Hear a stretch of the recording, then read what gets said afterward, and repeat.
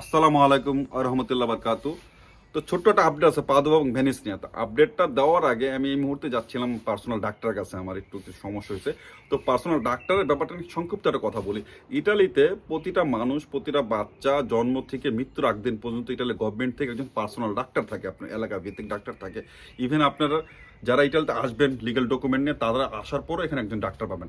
সবচেয়ে মজার ব্যাপার হলো, আপনার ইটালিতে এই ডাক্তারি সেবা পাইতে হলে আপনার কোনো প্রকার কোনো টাকা দেওয়া লাগে না, কোনো প্রকার কোনো আপনি ইন্স্যুরেন্স পে করা লাগে না। এটা আপনার হাসপাতালের সেবার পাশাপাশি এই সেবাটা পাবেন, এবং অ্যাপয়েন্টমেন্ট নিয়ে আপনি যতবারই ডাক্তারকে যান না কেন, সেই ক্ষেত্রে আপনার কোনো টাকা দিতে হবে না, কিচ্ছু করতে হবে না।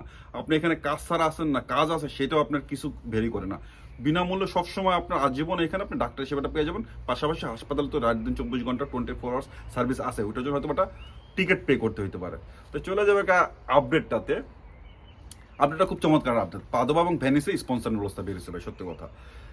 আমরা যে অফিসে আড্ডা মারি, সে বললো যে গত সপ্তাহে আপনি নুলস্তার ইস্যু করছে পাদোবা থেকে এবং ভেনিস থেকে, দুইটা সে খবর আমাকে দিল। তো ইটালিতে অলরেডি কিন্তু আপনার একটা মন্থর রিদমে আপনার নুলস্তা বেরোচ্ছিল, কিন্তু আমরা আশা করতেছি এই সপ্তাহের পর থেকে হয়তো গতিটা কিছুটা বাড়বে, এবং প্রতিটা শহরে কিছু না কিছু আপনি নুলস্তা বের হচ্ছে, এবং আরও ভালো ভালো একটা গতিতে বের হওয়া শুরু করবে। তো অনেকেই যারা আমাকে কমেন্টস করছেন, বিভিন্ন শহরে আপডেট যাচ্ছেন, তো যতক্ষণ পর্যন্ত আমার কাছে কোনো শহরে স্পেসিফিক কোনো আপডেট না থাকে ততক্ষণ বলতে পারি না।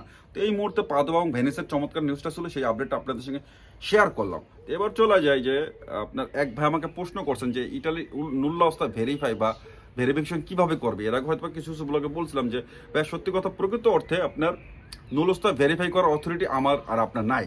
এটা একমাত্র পারবে কোনো ইমিগ্রেশন উকিল, যদি চায় সে সেটা ভেরিফাই করে দিতে পারবে। যদি আপনি তৃতীয় পক্ষর যদি চায় সে ভেরিফাই করতে পারে, কিন্তু এছাড়া যদি সবচেয়ে বেটার আপনি যদি এখানে তৃতীয় পক্ষর পরে কোনো লোক থাকে, সে হয়তো বা কিছু সামথিং ফি দিয়ে আপনার উকিলকে হয়তো বা ভেরিফাই করতে পারে আপনার নুলস্তার অরিজিনাল কিনা নকল। কিন্তু এই বছর আমার মনে হয় এতটা ভেরিফাই করতে হবে, কারণ যারা 2 নম্বর ব্যবসা করে তারা এই ব্যবসাটা এই বছর আগায় নেয়। এই জন্য কিন্তু প্রিফাইলিং অনেক কম হয়েছে, যে যারাই করতেছে তারা অনেকটা সলিডই আমার আশা করি।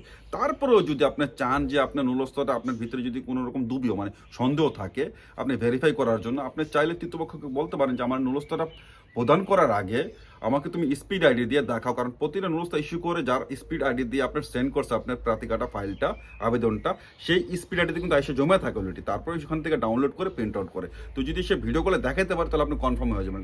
শুধু সেইটাও সে অপরাগ হয়, যদি কোনো কারণে যদি পারে না, তাহলে ছোট্ট একটা নিনজা টেকনিক আছে। আপনি চাইলে বলতে পারেন যে নুলস্তা তুমি আমাকে দাও, বাট আমি ভিসার জন্য দাঁড়াবো, ভিসা পাওয়ার পর টাকাটা পে করবো, কারণ আমি ভিসা না দেখে আমি টাকাটা পে করতে পারবো না। যদি আপনার তৃতীয় পক্ষের ভিতরে সৎ সাহস থাকে আর নুলস্তরে যদি অরিজিনাল হয়ে থাকে, তাহলে সে মাইনে নেবে যে টাকা ছাড়া আপনাকে নুলস্তরে দিবে ভিসার জন্য দাঁড়াতে, এবং ভিসাটা পাওয়ার পর সম্পূর্ণ টাকাটা পে করে না, কিছু টাকা বাকি রাখি ইটালিতে ঢোকার পর্যন্ত, ইটালিতে ঢোকার পর সম্পূর্ণ টাকাটা পে করেন। যদি তার ভিতরে সৎ সাহস থাকে তো অবশ্যই সেই কাজটা করবো।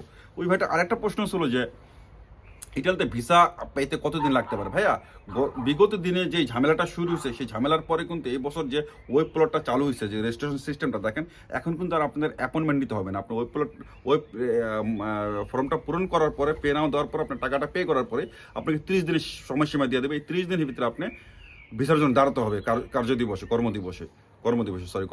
30 কর্মদিবসের ভিতরে আপনাকে ভিসার জন্য আবেদন করতে হবে। যদি আপনি আবেদন না করেন তাহলে নতুন করে তো ফি দিতে হইতে পারে, কারণ আপনার এটা বাতিল হয়ে যাবে রেজিস্ট্রেশনটা। সো আমরা আশা করতেছি এই বছর যে এই 2 বছরের জটের আগে কিন্তু বিগত দিনে কিন্তু ভিসার জন্য দাঁড়ালে 1 সপ্তাহ 2 সপ্তাহ 3 সপ্তাহ 4 সপ্তাহ সর্বোচ্চ 1 মাস লাগছে আপনার ভিসা পেতে। তো আমরা এই বছর আশা করতেছি যে খুব বেশি সময় লাগবে না, হয়তো সর্বোচ্চ 1 মাস লাগতে পারে আপনার ভিসা পেতে, যেহেতু প্রতিটা নুলস্তা ভেরিফাই হয়ে গেছে, আপনি ওই প্লট আপনি রেজিস্ট্রেশন করছেন, টাকা পে করছেন, সব কিছু ঝামেলা আসে, আপনার এমনিতেই কিন্তু সময়টা বেঁচে গেছে। তারপরে ভিসার জন্য আবেদন করার পর আপনি যখন দাঁড়াবেন, তখন হয়তো 1 মাস লাগতে পারে সর্বোচ্চ। তো আজকে এইখান থেকে ভালো থাকবেন। আর একটা কথা বলে রাখি যে আগামীকালকে আমি চাচ্ছিলাম একটা লাইভে আসতে, যদি আপনাদের সম্মতি থাকে তো অবশ্যই লাইভে আসবো, আপনাদের সঙ্গে কথা হবে, দেখা হবে। আসসালামু আলাইকুম ওয়া রাহমাতুল্লাহি ওয়া বারাকাতুহু।